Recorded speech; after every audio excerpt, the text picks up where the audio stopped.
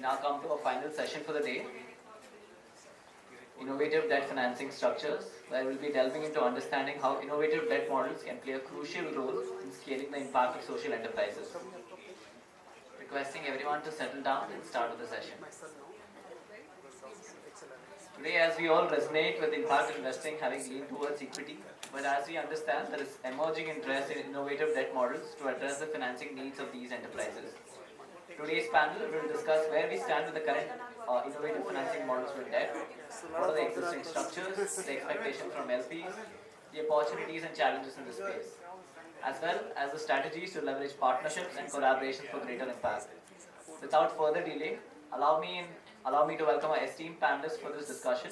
We have Krishna Kasturi, Investment Officer, Vivruti Asset Management Company, Himanshu Sikka, Project Director, USAID supported Samrid Healthcare Blended Finance Facility, IP Global Limited, Nupur Maloti, Manager Housing Finance Systems, India Lead, Habitat for Humanity International, Parag Vaidya, Associate Partner and CFO COIS.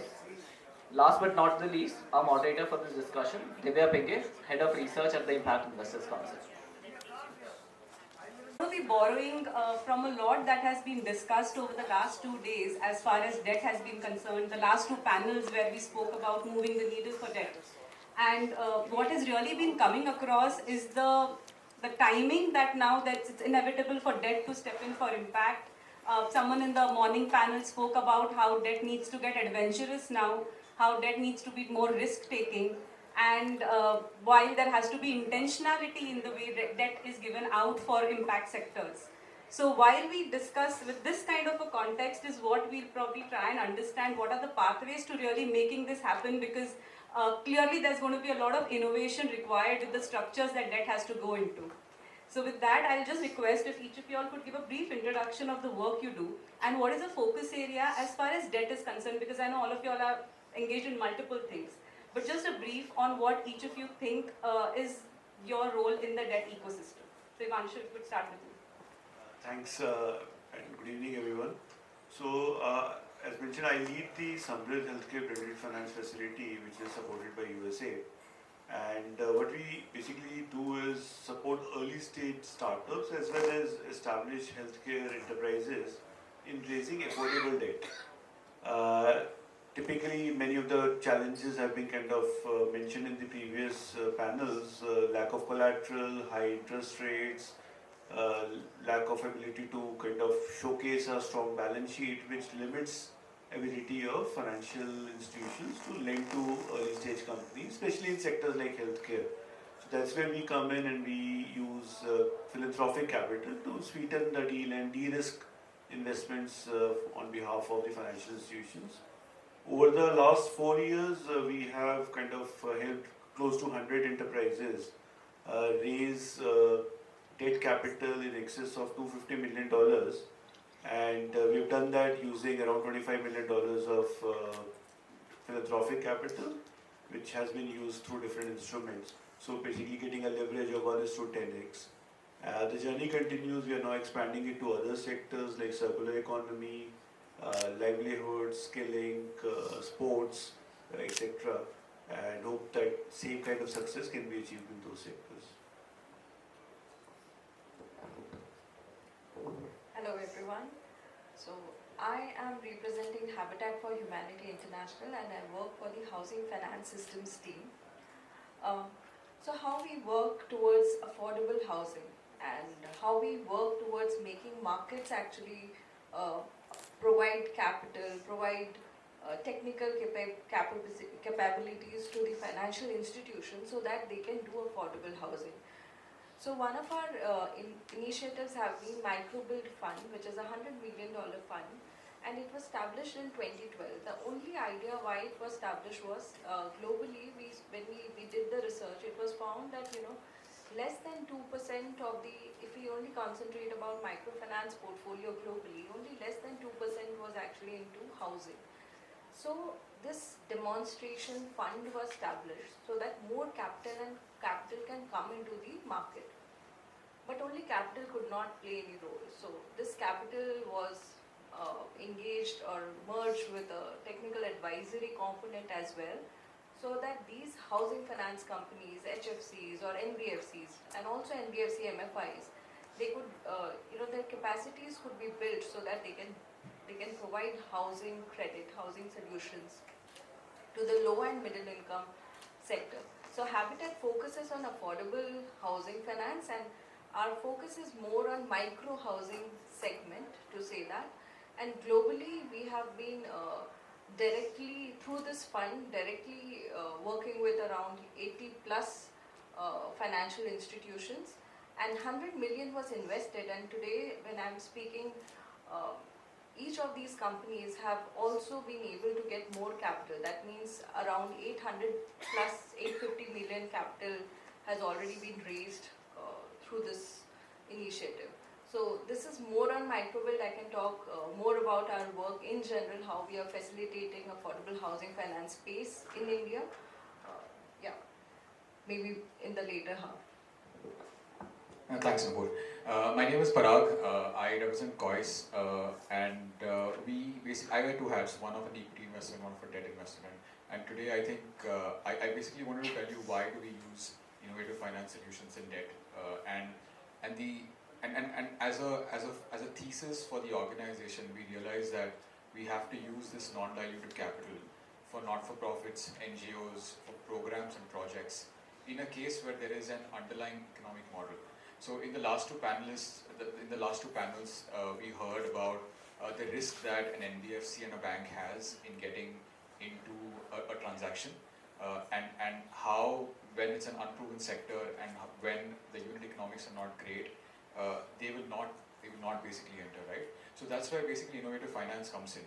If you really want to prove to the capital markets that you are missing out on an opportunity that you can capitalize in the future, I think that's where we use our debt. And some of the examples are a bamboo value system or a value chain approach that we have with the Real Fund. There is a Kusum scheme with which we are doing for solar water pumps. There is language financing that we are financing based on debt as well. And in each of these are not going to be like multi-million-dollar projects, right?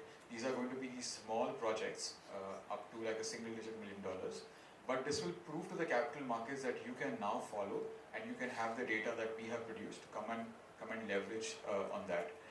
Over the past 10 years, we've put to use about $120 million across healthcare, education and skilling, climate and nature, with a specific focus on gender.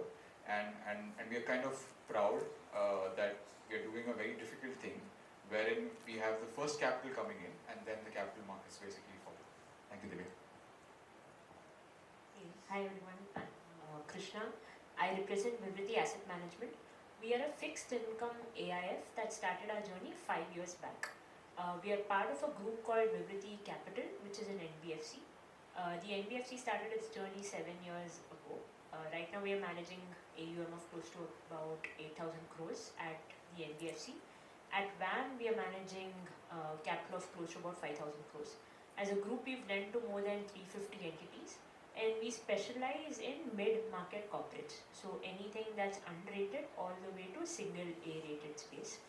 Usually, banks and let's say capital markets restrict themselves to this space. That's where we come in. We are sector agnostic. We initially began with a lot of, let's say, FI focus team to begin with. But now we are sector agnostic. We have climate, you have airports, telecoms, EPCs. We are spread across.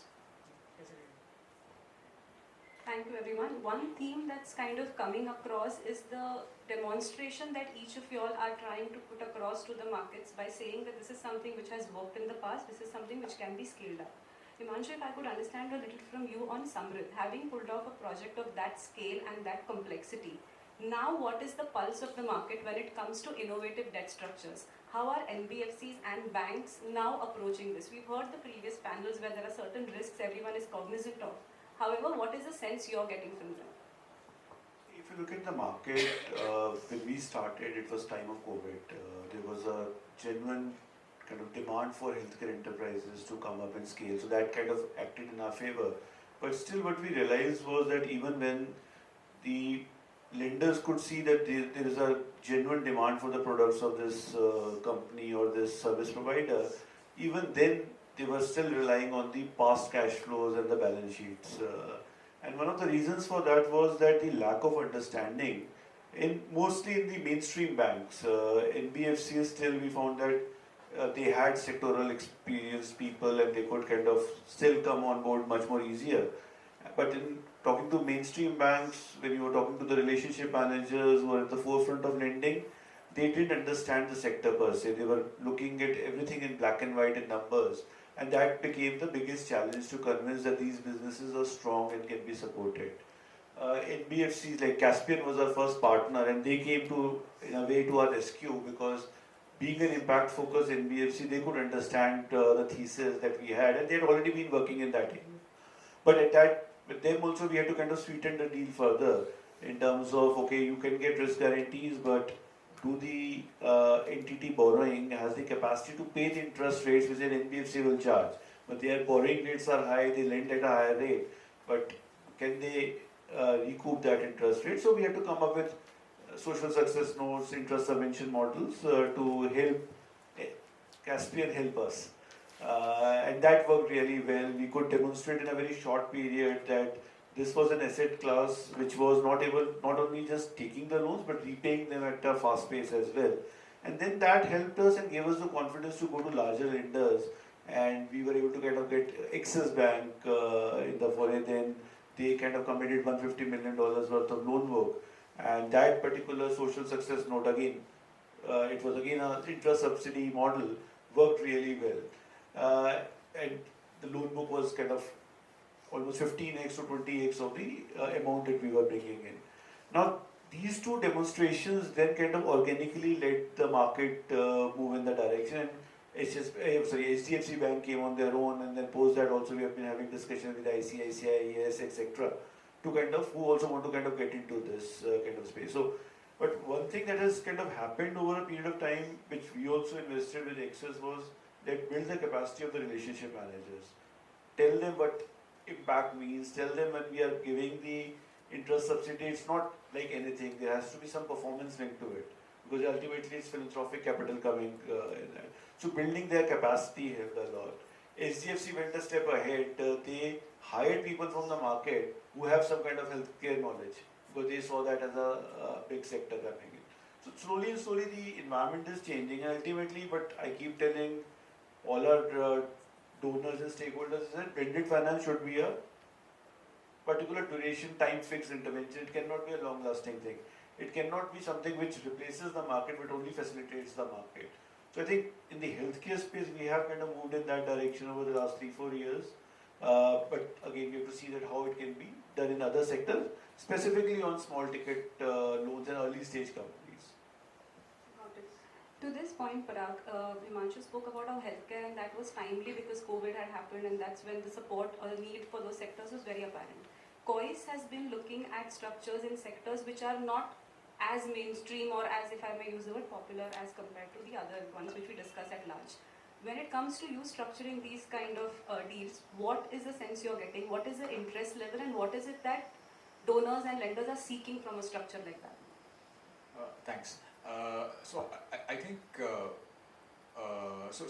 where I think just to give you a background for Divya's question, I think we've done structures over the last 3 years in spaces where money has not flown traditionally.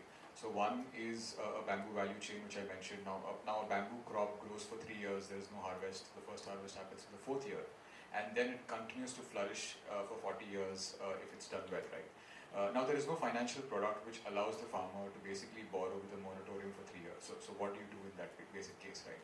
Second case, case in point is language financing for nurses to migrate from, let's say, India to Germany, where we are providing them German language financing courses, but all this while they were still being underwritten based on a co-borrower, and they were actually asked to pay an EMI right from the next month when they did not have an income stream, right? It doesn't happen with the case of an IIM loan, for example, an ISP loan, right? So it's a different, it's the same skilling, but it's a different product that is offered to this class as well. one more example is a labor dignity bond where money given to construction workers and micro contractors is given by scrupulous money lenders at 4%, 5% per month, which actually comes to about 36 to like 60% for the whole year. These are loans meant to be not repaid, right? And how do you basically solve for that using blended finance? Now what we do at COIS is we actually go on the ground and do like a needs assessment. So we basically go and understand what the need is for the entire population as a whole, and what is the earning potential of that population, and we try to design a product which matches the earning potential for that particular. It's very similar to the way banks do it, but they don't have the patience and the skills actually to go to that level and basically do it. That's where basically blended finance comes in, and I think we've been fortunate because we've never pulled it off alone, right? And I mean I'm telling you this because in the real fund for bamboo, we had USAID, we had a variety of funders, we had industry, which is the on-ground implementation organization, which was closest to the problem statement. In the case of labor dignity bond, we had Grow More Finance, which was an NBFC, we had MSDF, we had Acumen, and we had so many other people who were there to support us when it comes to capacity building, right? So I think there were three or four pillars that we have. One is a needs assessment that we do, and the design of the product. And we've realized that we cannot enter a market with a capital first or a finance first model. I mean, give the capital and forget about it. I think with the capital, before the capital, there has to be capacity building that's involved. There has to be market link which is involved, and then finance can come in. I think those are the four pillars that we focused on, and that's how we basically designed the products. And I think when these four pillars are there, then the stakeholders find it more easier to latch it onto, right? So then we get the first loss default guarantors, for example, or the first donors, for example, and then we show them the benefit that is going to derive, not just in this small project, but for the years to come, and what is the potential for growth there. So that's how we basically do it. Thank you.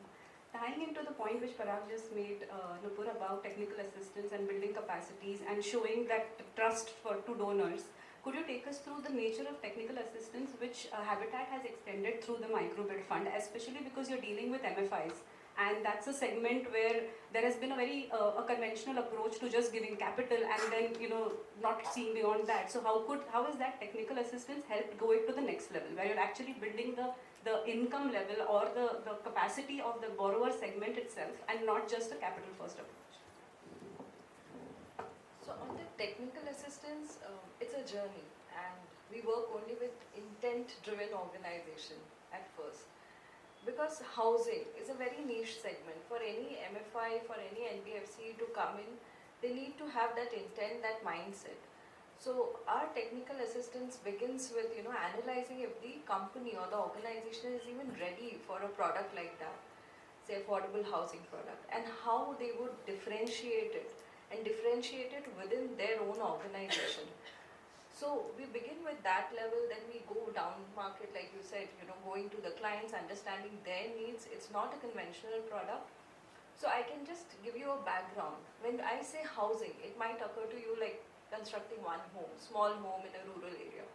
But that housing can also be incremental in nature. And when I'm talking about low income, it is many a times, requirement for just repairing the roof, or maybe just constructing a toilet, a washroom, or extension of a room for any other purpose. These are very small ticket size loans, but understanding what it is needed to design such products is very important. And also capacity building of your front officers, like loan officers. How would they understand, how would they appraise that kind of loan, that credit appraisal which is required? Because these are not income generating loans, but these are income supportive loans. Okay, if we see about rural India, half of the women work from home, and they need that space from where they can work actually. So having this entire mindset and helping the organization from their senior management level to their ground staff understand that there is a new product, how do you market it, how do you get correct clients for such kind of product is very important. So that is the entire technical assistance journey which we provide, and it is not just organization to organization. We are also trying to collaborate with industry association to reach out to, to have a one-to-many models, because now this is something which we think that everyone should be aware of.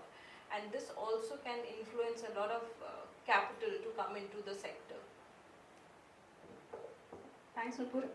Krishna, coming to you and tying into what Himanshu, Nupur and Parag have just said, all of these efforts require tremendous amount of capital. And you're sitting at the other end of the spectrum where you're actually going to be deploying capital to structures like this. As an AMC, what is the sense you're getting from LPs? What is the interest level from the market when it comes to participating in a structure of this sort? Especially because you would be looking at sectors like you mentioned, financial inclusion, of course, is on top of the list. But apart from that, there's climate and there are other emerging spaces. So how are the LPs approaching structures like this?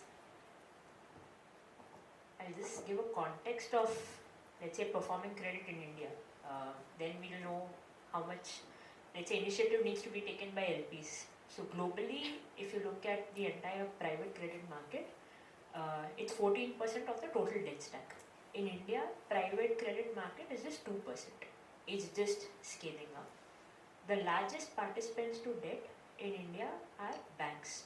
Banks, private and public put together, contribute to 56% of this.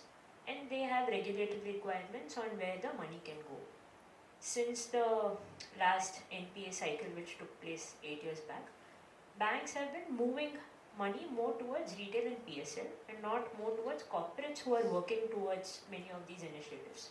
So their own attribution and lending to corporates has been coming down. Retail is increasing. Now RBI is putting the thrust on increasing corporates again. Capital markets, which goes towards corporates, majority of the capital markets only goes towards AAA and AA. 88% of the issuances only goes towards them. That is the next largest bucket.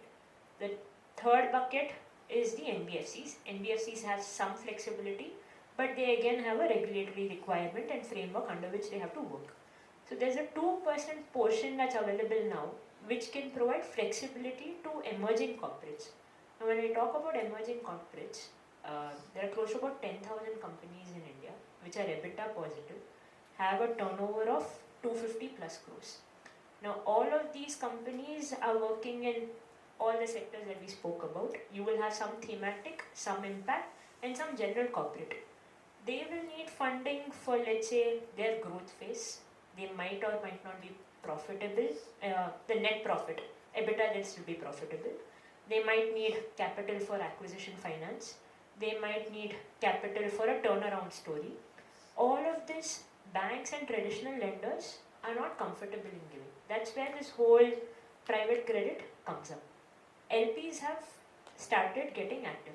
In the last 5 years, 55 funds were launched in private credit. And it wouldn't have been launched if LPs are not excited about this space. So every LP other than equity looks at fixed income allocation. Within fixed income, not just your FDs and mutual fund, what is the next space? That's alternatives. Within alternatives, you have 3-4 layers. You have high yield, you have stressed, and you have performing credit. Now within this space, there's a basic expectation. We want 300 to 700 basis points above the FD return. That is the mindset. Saying that if I'm taking a higher risk, I need to be compensated for this return. There is no doing away about this at all. Even within this whole spectrum that I spoke about private credit, that you have performing, high and stressed, your high yield and stress charge close to about 18 to 20%. And your performing charges anywhere between 14 to 16%. And now any issuer that hears these rates is obviously scared that a bank is going to give me at 8-9, I'm borrowing at double the cost, what benefit am I getting? Now this pool of capital that comes in is completely counter-cyclical. A bank is not funding you, you're not going to get this capital. This pool of capital wants to take that risk and is giving you counter-cyclical money, and that's why there is a need for that risk-adjusted return that they're asking for. Second, they tend to give you longer tenor money. All of these are not bankable end users. Many a times the security structure is not available, there's no collateral. They're taking that additional risk, and that's why they're asking for that return to begin with. Then there's also a requirement that, okay, I don't have a collateral, I can give you counter-cyclical money, I can give you longer tenure money and I can give you sizable money. So many a times we've seen some of our own issuers, they've taken sizable money, not at a stage where any banks were coming in. 1 year down the line, after they showed that they can service our cash flows, have gotten taken over, our facilities have got prepaid. So you can also think of this that you're taking this money, which is expensive, but it's a proof of concept before you start going to a lender institution. Now, these are all the LPs that you talk about, commercials, family office. So we deal with family offices, HNIs, then you have foundations, DFIs. All of these guys have a same return expectation. When it comes to DFIs, there's an additional matrix of whole measurement and reporting. They want the end use of monies and proceeds to be documented, monitored and reported. So that's an additional ask. But we've not seen concessional DFIs, like at least the ones that we deal with, because they're saying that, hey, they're already positive. We are enabling a very different pool of capital. We want to be compensated for it. To this point, Krishna, how practically, what has been the experience that you've had with this segment of borrowers, both in terms of their ability to report the nature of impact that the LPs are seeking and to give the nature of returns that they are seeking? What is the experience you've had, and what has been the typically profile of these borrowers, the segments that they belong to, and their place in the entire life cycle? Are these mid-growth? What typical profiles? Like we spoke so much about EVs in the previous session. So what is it that you're observing? Which are the ones who are lending themselves naturally to this kind of a market? So the space, what do you need in the first place to attract, let's say, an impact sort of a capital or an LP to come in? You will need to have policies in place. You will need to have processes in place. You will need to have all the way from your board till your management thinking in the line of ESG. Of late, when LPs come to us, do our diligences, and when we've seen these LPs also invest directly in these companies, the ESG DD takes 3 days versus a credit DD takes 1 day. There's so much emphasis on understanding whether there's intent, like you rightly said. Sometimes when policies, processes are not there, but there's an intent to move in that direction, they're very flexible. But understanding that intent takes 3 days. And for that, the first step is, are you measuring? Then are you reporting? So there's a lot of, for us as well, when we started accessing the DFIs, we had to build in a team for 2 years in advance. So we have an ESG team of 5 people. The last 2 years we changed all our policies to incorporate ESG. Otherwise, you don't even check the box of many of the DFIs to begin with. Some of the smaller players, like you asked the size, if they're going after a target which is DFI, they're starting to build people. Now, ESG personnel is the hottest topic in HR.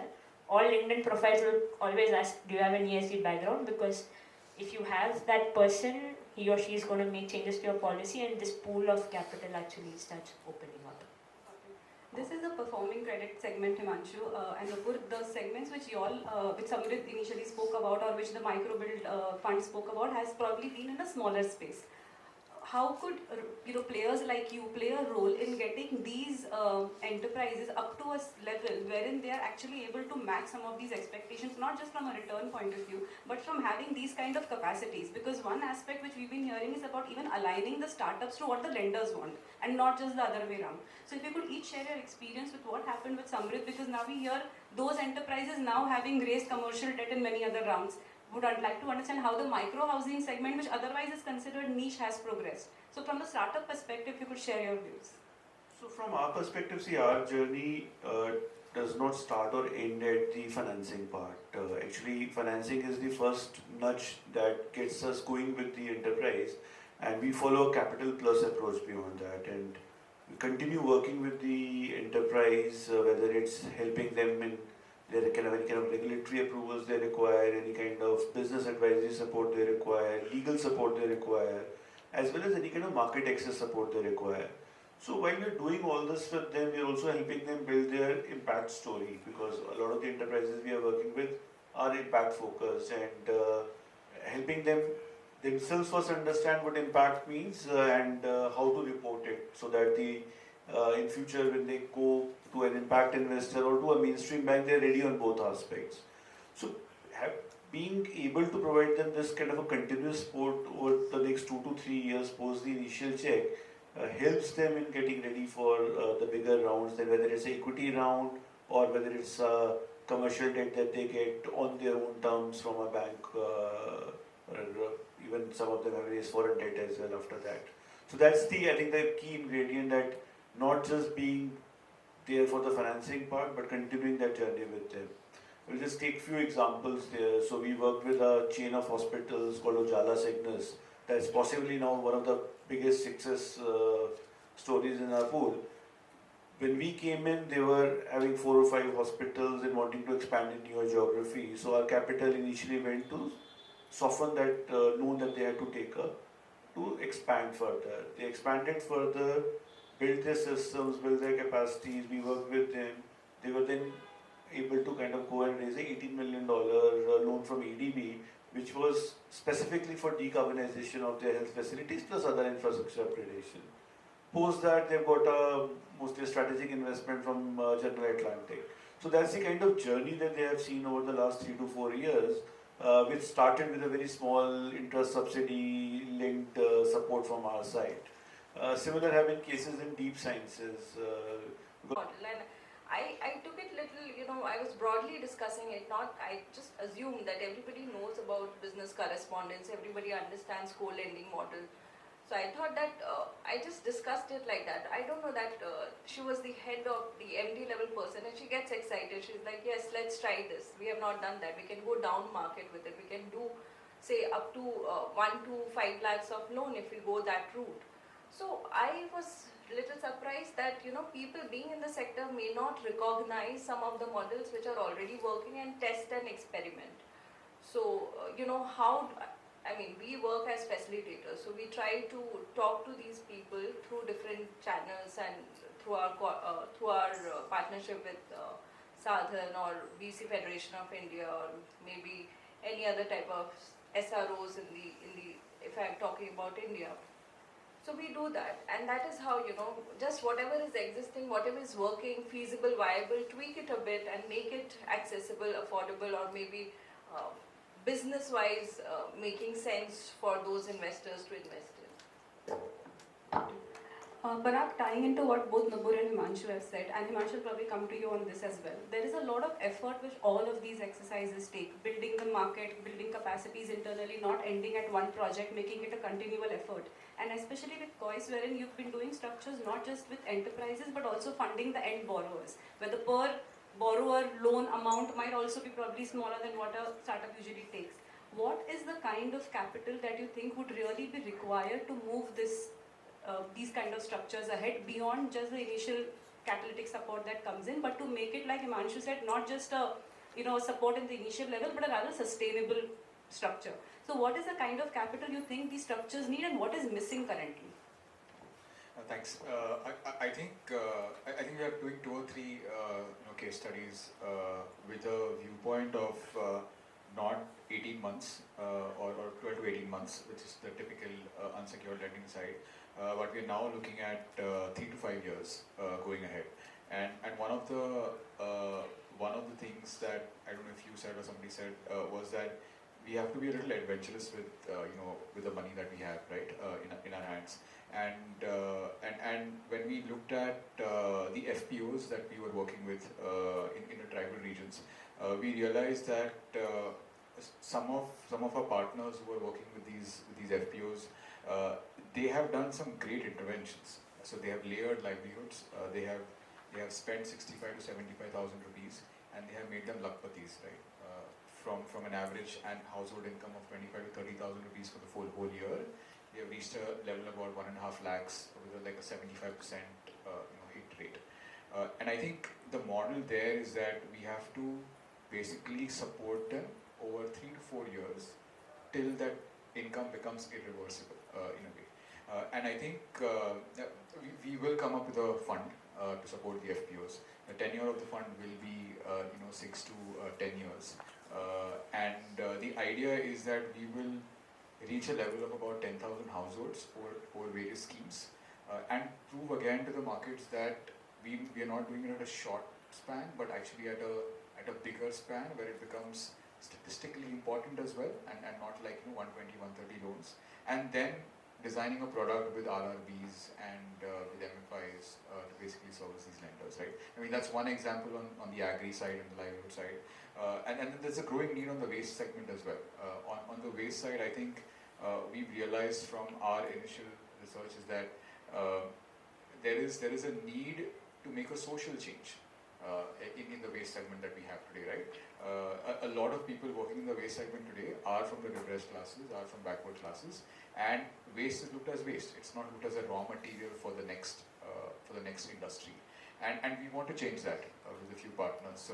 So again, there we are having a collaborative blended finance facility wherein there will be a fund, there will be a couple of banking partners as well, who will not only support on the financial needs, but also see how we can drive a social change in the entire ecosystem. So those are the two things that I'm excited with. But I've also realized that we can't do these piecemeal approaches and forget about it, right? Because we need to have something that is statistically important now, and that's what our next aim will be. For this, Parag, where are you seeking the capital from? Because if you're looking at a 3 to 5 year horizon, then the capital requirement, the sources of capital have to be equally patient.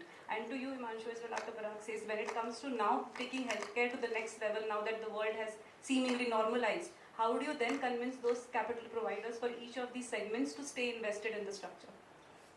I think Divya, the capital is there. I think she will tell us that there is debt capital which will want to have, which will want to be LPs in 8 to 10 year funds, right? So there is the capital there.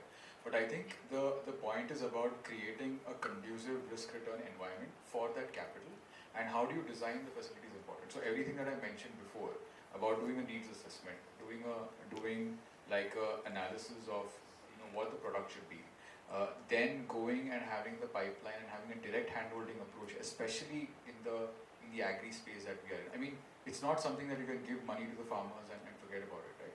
They'll need input support, they'll need harvesting support, they'll need market access, they need tons of support over like 3 to 8 years. Now, how do you put all of that into one financial model, make it risk return conducive, is the secret sauce.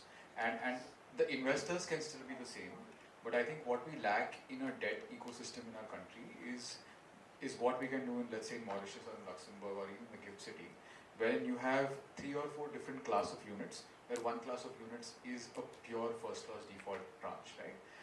And that is maybe a wish list that I have, to the regulators, saying that we should look at opportunities, especially in the Gift City, wherein we can have like a first class default tranche. And once you have a first class default tranche, for example, of let's say 25 to 30%, and I'm giving you an example, and the 25 to 30% is based on my previous example of the failure rate that was there in the ecosystem. So if the failure rate is 20%, an investor will be like, I want a default tranche of 30%, and then you can give me the same returns, right? How do you make that capital stack happen for 8 to 10 years is the challenge. And I think the capital is there. It's just about getting it on the right side of law and working with it. Adding to what Parag said, I think another thing that needs to happen as we move forward as things become much more mainstream to enable that is that both government as well as DFIs who have been providing risk guarantees and others have to kind of be more adventurous, as you said and Parag also mentioned, in finding new ways of getting things done on the ground and being more facilitators in doing so.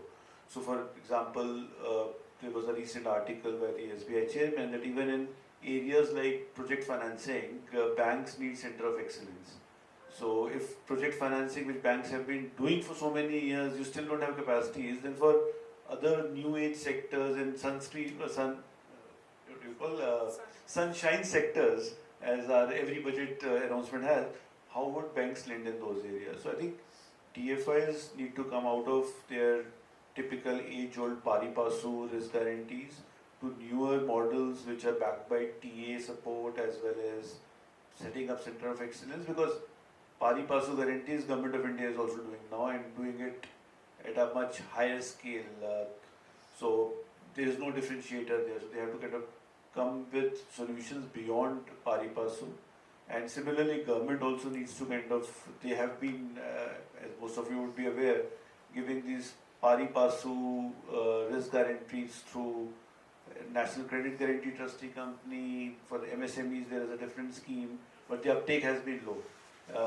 So government also needs to kind of back that up with setting up center of excellence, which work with banks and financial institutions to build their capacities, so that all this lending becomes mainstream and it's not dependent upon impact investors or some philanthropist who comes in and sweetens the deal. So that's something that is required as we move forward. Thanks, Himanshu and Parag.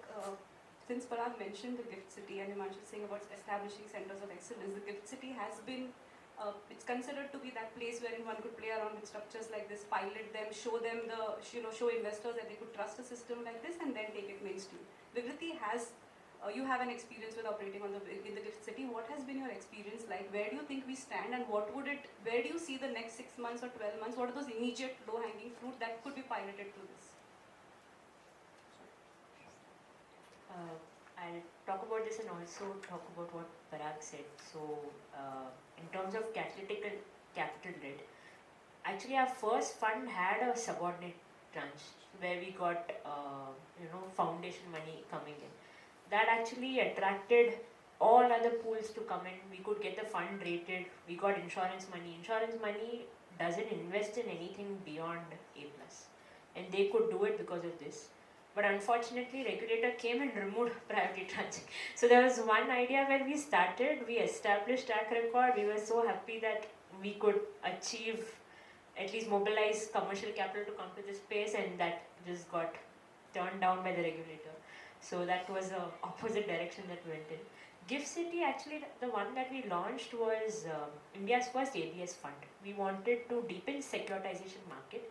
So that's where we got it. This wouldn't have been possible without DFI support. So in India, actually in category 2 funds, etc., you cannot lever.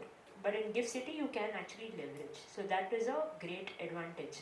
And that is what we actually used. So we set up a fund there. We have an equity participant. We have 3 to 4 DFIs who are actually giving us leverage, so that the return to the commercial capital can improve. So globally, all let's say private credit funds, they actually take leverage so that the returns can improve. But in India, that concept is unheard of. Banks don't extend credit unless it's for Cat 3 and long short strategies. In Cat 2, you cannot. But if you go through Gift City, you can do it.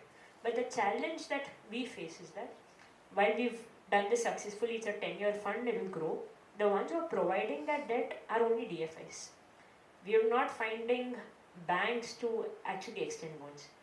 The law allows you to do it, but lenders are not opening up to actually doing it. Foreign banks outside India, they all lend, but Indian banks have to start opening up. This is then one way you have commercial capital, you get leverage, returns automatically increase without increasing that leverage or return and pass it on to the issuer. That's one medium that's possible, but allowed by regulation but not by lenders. But if that happens, it'll scale up. Gift City, we've seen some traction here. We've seen dollar bonds coming up directly to the issuers because the taxation has become favorable. There are changes that are coming up, but I think for us, when I particularly think the way that this fund could scale up wouldn't have been possible without DFIs. But if you want to replicate this in different strategies, we need commercial banks also to start opening up and giving leverage. Nupur, I'll come to you on this point, and then probably we'll just have like a closing remark to what she said about commercial banks becoming equipped to participate in structures like this, and to Himanshu's point about now centers of excellence being required for banks to move from a generalist approach to a specialist approach when it comes to looking at these emerging sectors. Do you see a player like Habitat where you go beyond the role that you have with philanthropic capital and play a more mainstream participant role in this entire ecosystem, wherein you all could actually be those enablers to equip banks to understand niche areas and build their capacity? I'll just take it up with an example. So we are talking about green certification for homes. It's been talked about. Again, there are DFIs who are piloting here and there. The segment is mushrooming in India, but there is huge growth potential. But to understand what it takes to do that certification, to understand how the end borrower would get that certification done to understand from where the money would come as a finance for that. So this is the entire capacity building thing, okay, technical advisory, facilitation, partnership. So we need a certifying agency, we need a financial service provider who is able to take that risk, who is able to visualize and say that, you know, this green housing product can scale. And when I say green housing, I'm again talking about affordable segment. People might not be, I mean, it is a very difficult segment to crack. You need to have that awareness creation in the community so that they understand. Because 80-70% of their construction is actually green and sustainable. It's just that if you adhere to those certification requirements and parameters, then you're also attracting green capital. So all of this we've woven into a story. This is the role Habitat actually is playing and has also understood. You know, we can't just be working on a demonstration fund. We can do that. We are doing that, but we are also market systems players. So we work as facilitators. We work with government regulators. We work with private sector players. So yeah, a lot is going on, and you'll hear more. Glad to hear that. I think we're close to time, so if I could just request for one closing thought from each of you all on what is that next area of focus for your organization when it comes to debt structuring, and what is it, those support areas or those key areas that you seek in terms of collaborations, partnerships and synergies with the overall ecosystem to make that happen. Himanshu, if you could start. So as I mentioned earlier, we are kind of moving out of, or not out of, but expanding from healthcare to other areas. And few areas that we have added are circular economy around plastics, livelihoods, and skilling. And these areas we feel require similar level of support because the investments that have gone in to these areas either have been very, very large scale when it comes to things like circular economy and all, but there are a lot of niche players in different markets that need support. The kind of collaborations that we would require for these areas are similar again, because in Samrit also for healthcare we followed an ecosystem approach where it was a partnership with government, with incubators, educational institutions, banks and other private sector players who are the end users of the services and products. So similar approach we are planning to follow in these areas, so open to any partnerships from the audience or otherwise who are keen to work in these areas and happy to kind of take that forward from there. Again, coming back to being adventurous, so again, Habitat is open to all types of adventure, whether it is piloting new models, business models. We are not, again, housing, when I say housing, it's housing value chain. So it could be even laborers, mason, you know, how do you, I'm from the finance team, so I'll talk about finance, but otherwise also we are working on construction and demolition waste. So anything which is related to housing, housing value chain, we are open for partnership. We are open for innovative model which actually solves the problem of in the low and middle income segment. So yeah. Thanks. I think we'll continue working in healthcare, education and skilling, climate and nature and gender. I think a few things that we are really excited about is the work that we are doing in adolescent sexual and reproduction health and MHM in the northeast of India. We'll also be coming up with a facility for the care economy that has been like one of our major concerns over the last couple of decades maybe. I spoke about waste management and marrying finance and the social upbringing, social sector there, and I'm pretty sure I'm forgetting something. But I think the goal here is to basically collaborate with all stakeholders and